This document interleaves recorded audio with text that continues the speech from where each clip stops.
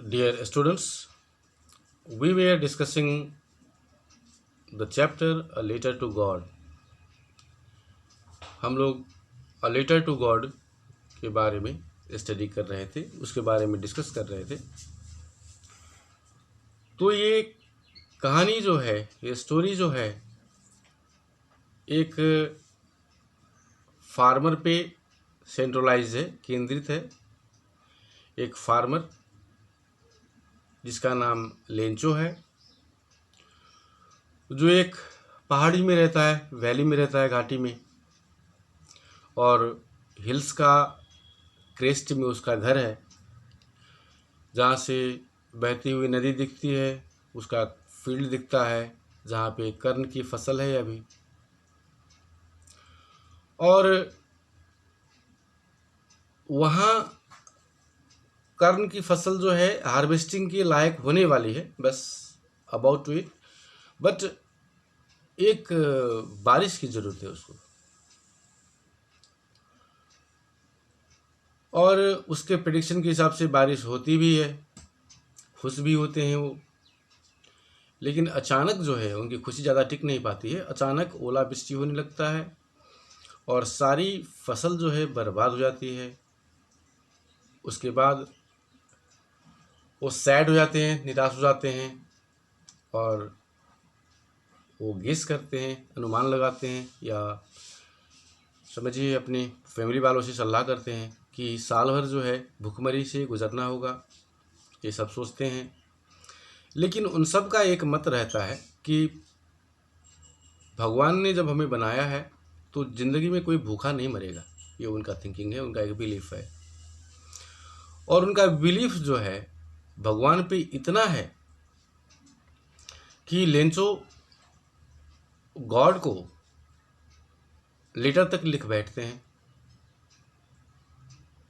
कि हेल्थ के कारण जो है सारी फसलें बर्बाद हो गई, इसीलिए हे भगवान 100 पेसोज, मतलब हमारा रुपया बराबर, रुपया जैसा हुआ, पेसोज हमें भेज दीजिए।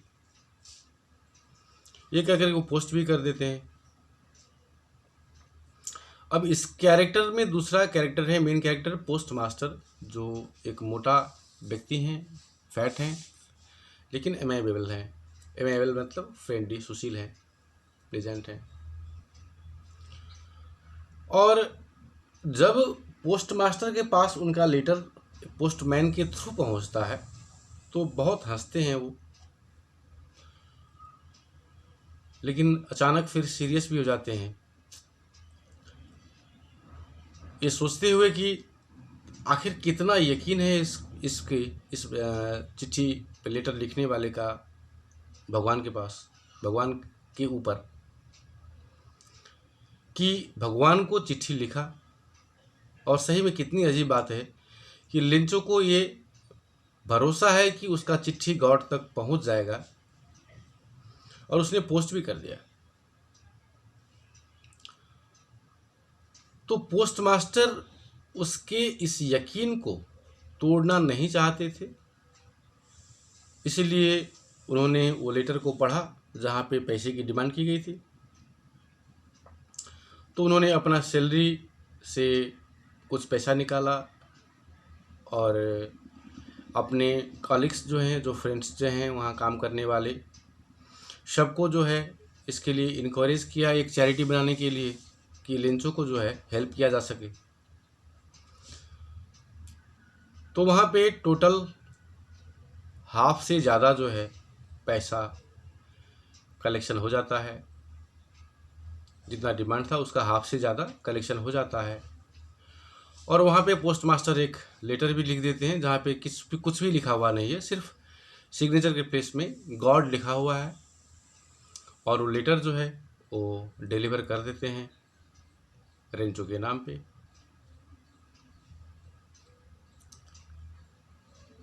यहाँ तक हम लोग पढ़ चुके थे। अब देखते हैं आगे। द फॉलोइंग संडे, मतलब उसके ठीक नेक्स्ट संडे जो है, Lencho came a bit earlier Lencho than usual to ask if there was a letter for him. Lencho post office पहुंचते हैं। जो यूजुअल टाइम में वो आते थे उससे पहले ही, कुछ पहले ही चले आते हैं वो, ये पता करने के लिए, ये पूछने के लिए कि क्या उनके नाम कोई चिट्ठी आया है। It was the postman himself who handed the letter to him while the postmaster, experiencing the contentment of a man who was performed a good deed, looked on from his office. और वहाँ पे चिट्ठी उन्हें मिल जाती है। ये वही postman थे जिन्होंने हैंड ओवर किया था लेटर पोस्ट मास्टर को।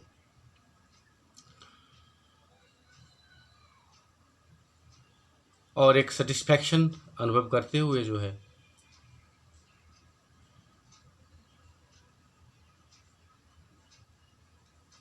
वो उसने जो है अपने ऑफिस को देखा, ऑफिस के थ्रू से ऑफिस से देखा। Lencho showed not the slightest surprise on seeing the money, मतलब उसको चिट्ठी भी हैंड ओवर कर दिया और उन्हें लिंचो को पैसा भी मिल गया। लेकिन लिंचो ने जो है थोड़ा सा भी surprise you know can say wonder, आश्चर्य प्रकट नहीं किया पैसा देख के भी। सच वाज हिज कॉन्फिडेंस, उसका कॉन्फिडेंस, उसका विश्वास, आत्मविश्वास जो है भगवान के ऊपर इतना ज़्यादा था।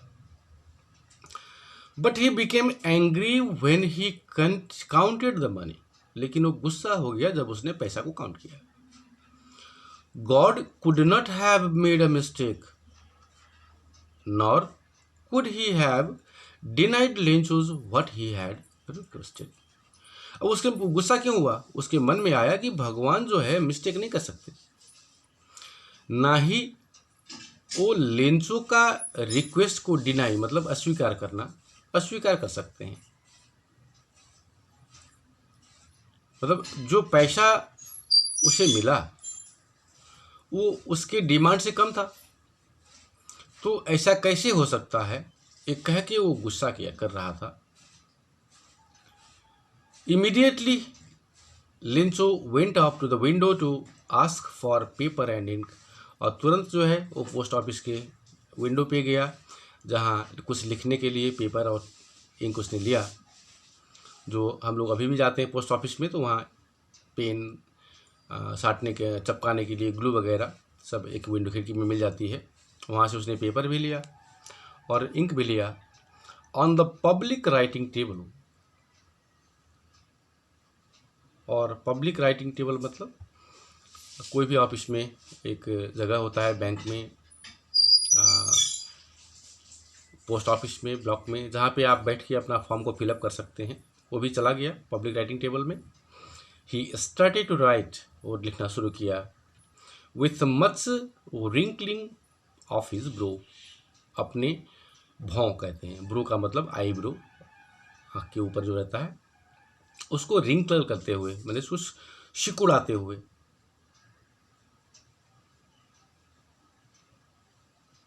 जैसे गुस्से में हम लोग सिकुड़ाते हैं वैसे ही सिकुड़ाते हुए लिखा। Caused by the effort he had to make to express his idea, लेकिन ये आईब्रो सिकुड़ाना जो है उसका, वो गुस्से से नहीं था। वो कैसे उस चीज़ को, अपने आइडिया को एक्सप्रेस करें, उसके लिए जैसे हम लोग कोई चीज़ सोचना होता है, कोई तुरंत दिमाग में लाना होता है, उस टाइम में भी सिकुड़ाते हैं। For like that, no for that. When he finished he went to the window to buy a stamp. अब उसने जो अपना फीलिंग को या अपना थॉट्स को लिखा होगा या लिखा, फिर वो जब ख़त्म हो गया तो फिर से खिड़की के पास गया और एक स्टाम्प टिकट जो होता है भेजने के लिए खरीदा। विच ही लिक्ड, अब यहाँ पे इस वर्ड को समझिए कि उसने उसे चाटा। लिक का मतलब चाटा, चाटना होता है। क्यों चाटा? तो हम सब जानते हैं कि जो टिकट होता है वो पहले से गम्ड होता है, गम लगा हुआ होता है, लेकिन ड्राई कंडीशन में होता है। तो जनरली हम लोग उसको क्या करते हैं, पानी से करने से भी होगा, लेकिन अब कहाँ पानी खोजें, सब लोग क्या करते हैं, हम लोग भी जाते हैं तो अपना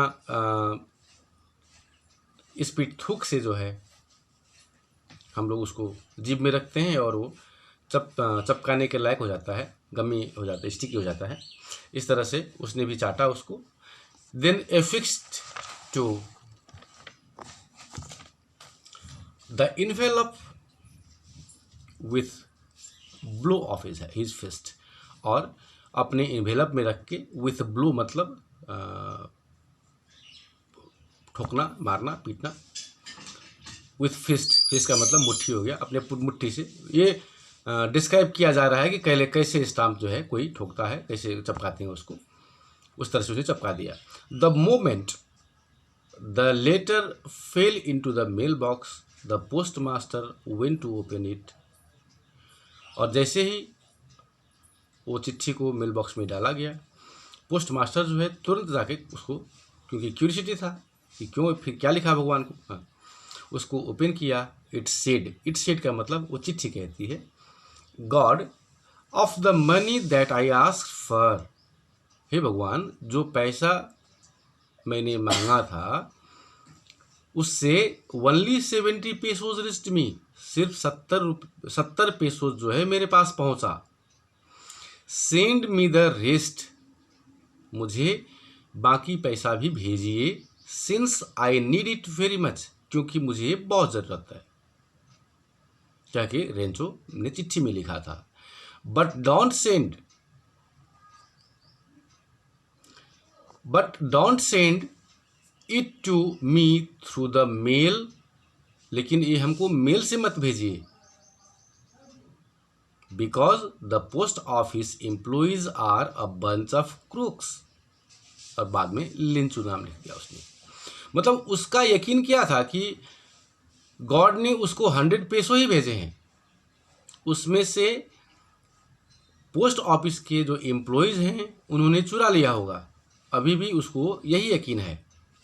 इसीलिए भगवान से कहता है कि इसको मेल से मत भेजिए, पोस्ट से मत भेजिए, क्योंकि रीज़न दे रहे हैं, the post office employees, post office के कर्मचारी जो हैं, are a bunch of crooks, a bunch of मतलब अ बंडल ऑफ, एक फ्रेज है। क्रूक्स का मतलब लुटेरा होता है, बदमाश होता है ना, क्योंकि यहाँ के अधिकारी जो हैं, यहाँ के कर्मचारी जो हैं लुटेरे हैं। एक छोटी सी ह्यूमर भी पैदा करती है, कह के लिंचो लिख के फिर से उसको पोस्ट कर दिया था उन्होंने। एक्चुअली ह्यूमर तो पैदा करती है, लेकिन ये ह्यूमरस थिंग्स नहीं है, actually it is showing the blind faith of a person to the god. किसी भी व्यक्ति का ऊपर वाले के साथ, गॉड के साथ जो फेथ है, ब्लाइंड फेथ जो है, उसके बारे में ये डिस्क्राइब कर रही है। इसका मतलब है कि एक इससे हम लोग लर्न क्या कर सकते हैं कि faith is good, but blind faith जो है वो गुड अच्छा नहीं होता। लेकिन लगभग हमारे सिनारियों में देखिए, हमारे सोसाइटी में देखिए, कुछ चीज़ों में हम ब्लाइंड फेथ रखते हैं, जिसको हम लोग अंधविश्वास भी कर सकते हैं। इसलिए विश्वास तक ठीक है, अंधविश्वास is bad for each and everyone. तो आपको मैं यहाँ से यही सजेस्ट करूँगा कि विश्वास रखिए, आस्था रखिए भगवान के ऊपर, लेकिन इस तरह से ब्लाइंड फेथ जो है नहीं रखना चाहिए। ये राइटर का भी यही एडवाइस है आपको। अब यहाँ पे एक ओरल कंपटीशन दे रहा है आपको कि was Lencho surprise to find a letter for him with money in it, क्या लेंचो सरप्राइज हुआ वो पत्र पाने के बाद, जब वो पत्र जो मिला उसको पैसे के साथ में, तो बिल्कुल भी सरप्राइज नहीं हुआ। वो क्यों नहीं हुआ? क्योंकि उसके पास ब्लाइंड फेथ था। व्हाट मेड हिम एंग्री, क्या चीज़ ने उसको गुस्सा दिलाया? तो आप सीधा इसका जवाब समझ सकते हैं, आप ही अपनी स्टोरी में समझा कि जितना पैसा उसने मांगा था, कितना मांगा था? 100 पेसोस, लेकिन उसे मिला कितना? 70 ओनली, वो भी पोस्ट मास्टर का भेजा हुआ, भगवान का नहीं। तो उसे क्या लगा कि भगवान से मैंने इतना जो मांगा था वो मुझे नहीं मिला, कम पैसा मिला, इसीलिए वो गुस्सा हुआ। बस इस तरह से आप अपने एक्सरसाइज वगैरह कर लीजिए। इससे पहले भी आपको दिया गया है क्वेश्चन आंसर करने के लिए, तो परहैप्स वो समरी जो मैंने इससे पहले वीडियो में भेजा था उससे आपको समझ में नहीं आया, इसीलिए मैंने इसको डिटेल लाइन बाय लाइन कर दिया। आई होप अब आप समझ चुके होंगे। अगर अभी भी समझ में नहीं आ रही है तो आपको जो वर्ड मीनिंग्स भेजे गए हैं पहले इंग्लिश टू हिंदी, हाँ, उसको बाय हार्ट मेमोराइज कर लीजिए। After that read the story and I guarantee it you can understand it. इसका हिंदी समरी भी आपके पास है, उसको समझ लीजिए। लेकिन मैं तो फिर से एक बार वही कहूँगा कि आप समरी से पढ़ने का कोशिश कीजिए, उसका आदत डालिए और स्टोरी को अपने नेटिव लैंग्वेज में या मदर टंग में समझ लीजिए और learn how to write English कैसे लिखते हैं उसको सीख लीजिए। ग्रामर बेस्ड कोर्सेज जो हम चलाते हैं, जो स्कूल देती है आपको प्रोवाइड करती है उससे, और पहले इंग्लिश लिखना सीखिए, फिर जो है आप स्टोरी में ध्यान दीजिए। मैंने आपको इसको डिटेल भी भेजा था कि text book includes only 37.5% of total marks, जबकि 62.5% ऑफ टोटल मार्क्स जो है आपका ग्रामर बेस्ड एक्सरसाइज होते हैं रीडिंग एंड राइटिंग से। Okay, thank you for watching.